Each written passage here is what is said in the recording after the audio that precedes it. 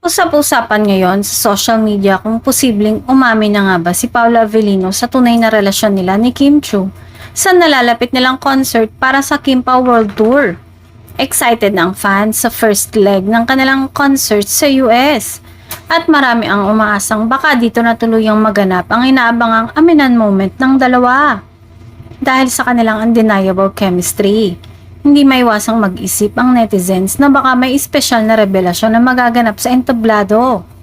Sa mga nakaraang appearances at post ni Kim at Paolo, kapansin-pansin ang kanilang closeness at natural na lambingan, na lalo pang nagpapalakas sa hinala ng kanilang mga tagahanga.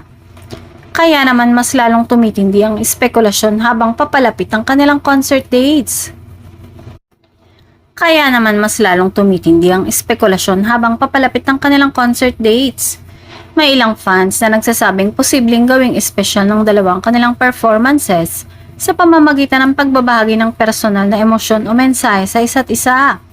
Para sa iba, ito na raw ang perfect timing kung sakaling handa na silang aminin ang tunay na estado ng kanilang relasyon.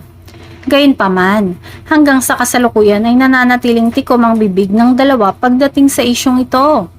Wala pa rin kumpirmasyon mula kina Kim at Paolo kung ano nga ba ang tunay na score sa pagitan nila.